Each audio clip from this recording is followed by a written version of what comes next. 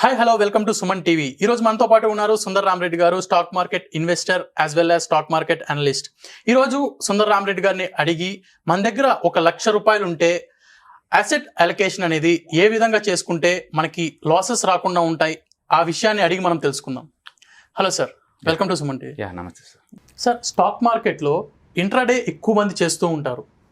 So intraday చేసే ఆ ఎక్కువ మందిలో కూడా చాలా మంది లాసెస్కే ఎక్కువ వెళ్తూ ఉంటారు. కొంత పర్సెంట్ మాత్రమే ప్రాఫిట్స్తో బయటకు వస్తారు బై ద డే ఎండ్.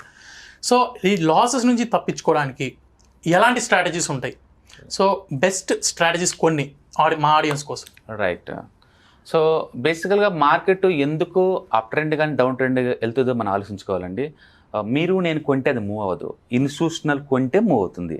అంటే ఈ మార్కెట్ మూవ్ అవ్వాలి అంటే ఖచ్చితంగా స్మార్ట్ మనీ ఎంటర్ అవ్వాల్సిందే. అది మ్యూచువల్ ఫండ్స్ కావచ్చు, ఇన్సూరెన్స్ కంపెనీస్ కావచ్చు, ఎఫ్ఐస్ కావచ్చు. వాళ్ళు మార్కెట్లోకి ఎంటర్ అయినప్పుడు మాత్రమే మూవ్ అవుద్ది. మీరు 100 స్టాక్స్ కొంటే మార్కెట్ మూవ్ అవ్వదు. ఓకే, సో మార్కెట్ మూవ్ అవ్వాలంటే ఆ ట్రెండ్ ఎవరు క్రియేట్ చేస్తున్నారు? స్మార్ట్ మనీ క్రియేట్ చేస్తుంది, ఇన్స్టిట్యూషన్ క్రియేట్ చేస్తారు. మనం వాళ్ళని ఫాలో అవటం మనం చేయాల్సిందే. వాళ్ళు ఎప్పుడు మీరు వాడే టెక్నికల్ టూల్స్ వాడరు. ఒక ఎఫ్ఐస్ ఎవరు కూడా మూవింగ్ యావరేజ్ చూసి బై చేయాలని ట్రై చేయడు. RSI 50 ఉంది కదని చెప్పేసి ఇన్వెస్ట్ చేయడు. ఓకే, సో మనం వాళ్ళ ట్రాకింగ్ కోసం మనంతా మనం డెవలప్ చేసిన సిస్టమ్ ఇది అంతే. ఓకే, అందుకని స్టాక్ పికింగ్ చేసేటప్పుడే దానికి అసలు డిమాండ్ ఉందా లేదా చూస్తే అలాంటి పిక్ చేసుకోవాలి. స్ట్రైట్గా మీరు ఇంటర్డేకి వచ్చేసారనుకోండి, ఇక మార్నింగ్ అప్పుడు హడావుడి పట్టడం కాదు. ఈ రోజు నైటే రేపు స్టాక్స్ ఏమేంటి పిక్ చేసుకోవాలి క్లారిటీ నీకు ఉండాలా.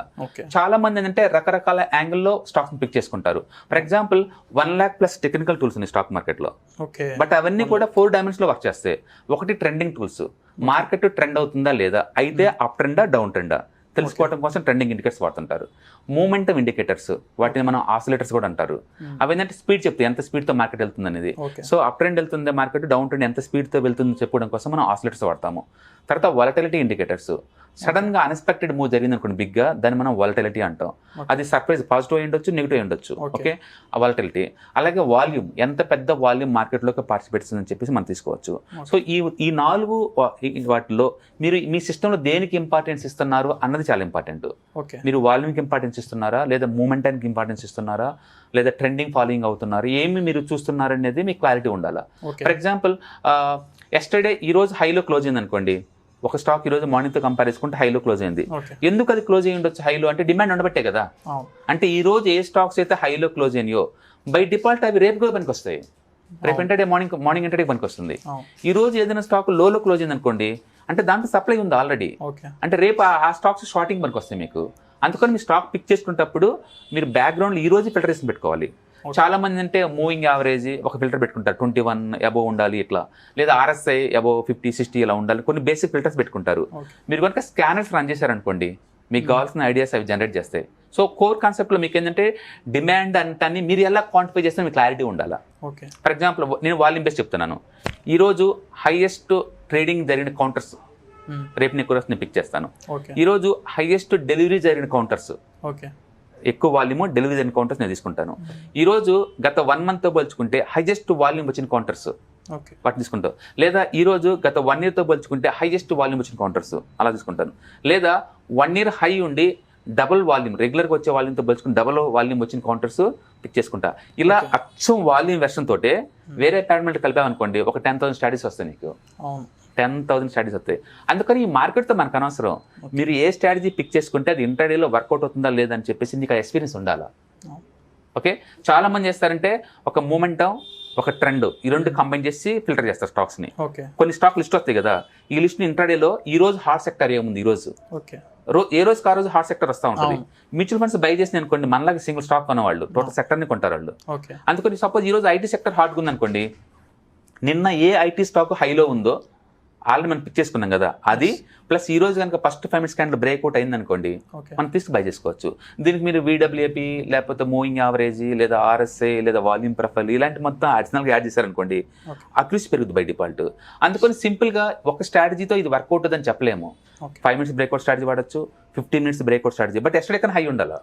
15 minutes breakout strategy, half an hour breakout strategy, 1 hour breakout strategy, ఇలా నెంబర్ ఆఫ్ వేరియంట్స్ మీరు యాడ్ చేసుకోవచ్చు.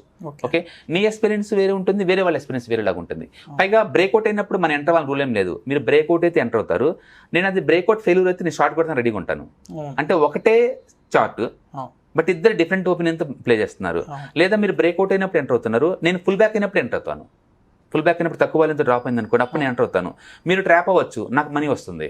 అందుకని ఒకటే stock depending upon your strategy మీద, ఎంట్రీ మెథడ్స్ మీద మీకు మనీ రావచ్చు, కొంతమంది మనీ లాస్ అవ్వచ్చు. అలాగే మీరు అదే స్టాక్ని మీరు ఇంటర్డే ట్రేడ్ చేస్తున్నారు, నేను పొజిషన్ ట్రేడింగ్ చేస్తున్నాను. మీరేంది 2 ATR లేదా 3 ATR స్టాప్ లాస్గా పెట్టుకుంటారు, అది మీరు ట్రిగర్ అవ్వచ్చు. నేను సిన్స్ డెలివరీ బేస్ ట్రేడ్ తీసుకున్నా కాబట్టి నేను స్టాప్ లాస్ పెట్టలేదు. అప్పుడేంది అది 4 ATR దాకా వచ్చేసి మళ్ళీ బ్యాక్ వెళ్ళిపోవచ్చు కదా, అప్పుడు అదే స్టాక్ నాకు మనీ ఇస్తుంది, నీకు లాస్ వస్తుంది. అందుకని ఇంటర్డే ట్రేడింగ్ లో ఎక్కువ స్టాప్ లాస్ ట్రిగర్ అవుతూనే ఉంటాయి నిరంతరం. ఎందుకంటే మార్కెట్ మీరు ఇలా ఎక్స్పెక్ట్ చేస్తారు, రియాలిటీకి అది ఇలా ఉండదు, ఇలా ట్రిగర్ అవుతా ఉంటుంది, వెనక్కి ముందుకు అవుతా ఉంటుంది. అందుకని ఏ ట్రేడింగ్ స్ట్రాటజీలో మీకు ఎక్స్పీరియన్స్ ఉంది, డమ్మీ ట్రేడింగ్లో అన్నది డజన్ మ్యాటర్ అవుద్ది. అందుకని మీరు ఏ ఒక్క స్ట్రాటజీ ఒకటి తీసుకున్నా సరే, ఒక 1 month టెస్ట్ చేయండి డమ్మీ ఎన్విరాన్మెంట్లో, కనీసం ఒక 30-40 ట్రేడ్ చేయండి. ఆ ట్రేడ్ సెటప్ ఒక జర్నల్ మెయింటైన్ చేయండి. ఈ స్టాక్ నేను కొన్నాను, ఈ రీజన్తో కొన్నాను, ఈ టైంలో నేను కొన్నాను, ఆ టైంలో నిఫ్టీ ఎలా ఉంది, అందుకే ఈ స్టాక్ ఎలా ఉంది, అందుకే నేను కొన్నాను. ఓకే, వర్కౌట్ అయిందా లేదా, ఎప్పుడు క్లోజ్ చేశారు, ఎందుకు క్లోజ్ చేశారు, ఇలా రీజన్స్ మొత్తాన్ని కనుక మీరు జర్నల్ లాగా ఎక్సెల్ షీట్లు పెట్టుకున్నారనుకోండి, మీకు ఆ ట్రేడ్ వర్కౌట్ అయితే ఎందుకు అయింది, వర్కౌట్ కాకపోతే ఎందుకు కలిసి క్లారిటీ వస్తుంది. అలాంటి సినారియో మార్కెట్లో వచ్చినప్పుడు మీరు ట్రేడ్ చేస్తూ ఉన్నారనుకోండి మల్టిపుల్ టైమ్స్, అప్పుడు నీకు స్ట్రాటజీ డెవలప్ అవుద్ది. ఓకే, ఈ కండిషన్స్ మెట్ అవుతే నేను ట్రేడ్ చేస్తాను, లేకపోతే నేను చిన్న అనుకోండి, అప్పుడు హై ప్రాబిలిటీకి వెళ్తుంది. నిజం చెప్పాలంటే ఏ స్ట్రాటజీ కూడా 100% స్టాక్ మార్కెట్లో వర్క్ చేయదు.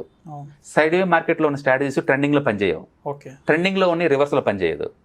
అందుకని ఆ మార్కెట్ కండిషన్ తగ్గట్టు మీ దగ్గర 2-3 స్ట్రాటజీస్ ఉండాలి.